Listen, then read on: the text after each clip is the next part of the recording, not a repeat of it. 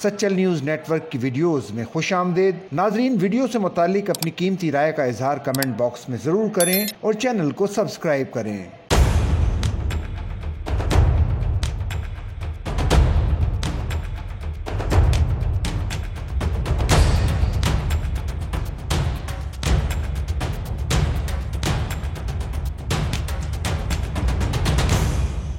Global warming का नासूर जिस अंदाज में इस कुर्राए अर्ज को तेजी से गैर मुस्तहकम करता जा रहा है, इससे तो ऐसा लगता है जैसे आलमी रहनुमा ही दरअसल ग्लोबल वार्मिंग के असल सहूलतकार हैं। अलमिया ये भी है कि आलमी रहनुमा इस मसले पर कॉन्फ्रेंसें, सेमिनार्स और इजलास पर इजलास करके कागजी करारदादें पास करके ये समझ लेते हैं कि इन कागजी टुकड़ों के बंद बांध कर वो ग्लोबल वार्मिंग के बम की राह रोक देंगे। इस खतरे से आलमी रहनुमाओं की चश्म पोशी या तो कबूतर की तरह आंखें बंद कर लेने के मुतरादिफ है, या फिर वो सब ऐसे नशे की हालत में है जहां इंसान की सोचने समझने की सलाहियतें साकित हो जाया करती हैं।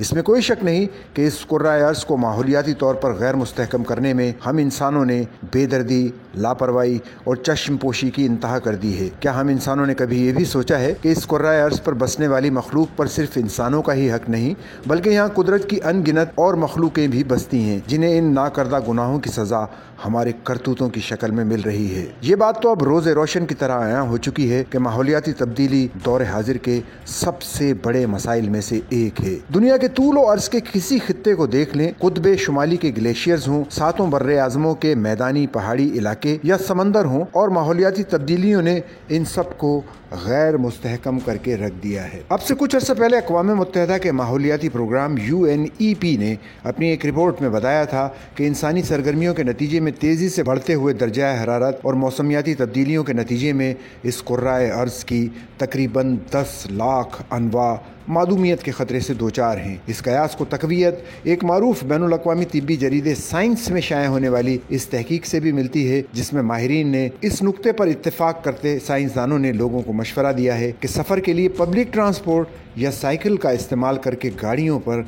कम से कम इन्हिसार करें।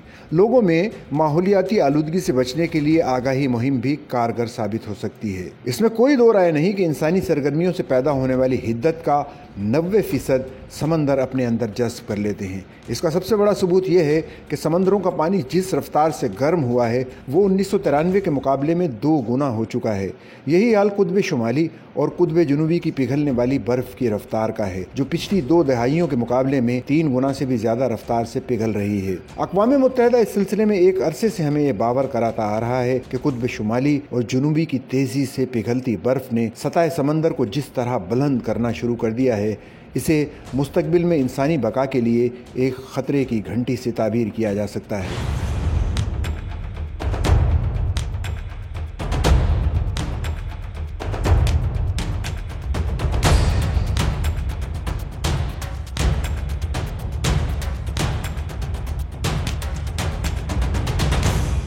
माहिरीन का ख्याल है कि इस सदी के आखिर तक 80% से ज़ायद ग्लेशियर्स पिघल जाएंगे, जिससे करोड़ों लोगों की जिंदगियों पर मनफी असरात मुरतब हो सकते हैं। माहिरीन कहते हैं कि मौसमियाती तब्दीली के हयातियाती तनव्वुर और माहौलियाती निज़ाम को गैर मुस्तहकम होने से बचाने के लिए सबसे अहम ग्रीन हाउस गैसों के इखराज को रोकना या कम करना होगा, क्योंकि ये मौसमियाती तब्दीली की बुनियादी वजह है। इसके लिए सबसे अहम हिकमत अमली काबिल तजदीद तवानाई, जिसमें पानी, हवा और शमसी तवानाई शामिल है, को फरोग देना होगा। फॉसल फ्यूल के इस्तेमाल को अब मुकम्मल तौर पर खैराबाद कहना होगा। इंसानी सरगर्मियों की वजह से ग्रीन हाउस गैसों के इखराज की बदौलत जमीनी दर्जा हरारत में गैर मामूली इजाफा होता जा रहा है। इसके साथ साथ न सिर्फ हमें जंगलात की बेदरेख कटाई को रोकना होगा, बल्कि जंगलात के रकबे में इजाफा भी करना होगा। जंगलात ही कुर्राए अर्ज पर ग्रीन हाउस गैसों और माहौलियाती तब्दीलियों का मौसर मुकाबला करने की सलाहियत रखते हैं। फैक्ट्रियों और भट्टियों की चिमनियों से निकलने वाले धुएं और फसलों की बाकियात को जलाने वाले इक़दाम का सख्ती से सद्देबाब करना होगा। प्लास्टिक माहौलियाती आलूदगी का एक बड़ा अंसर है,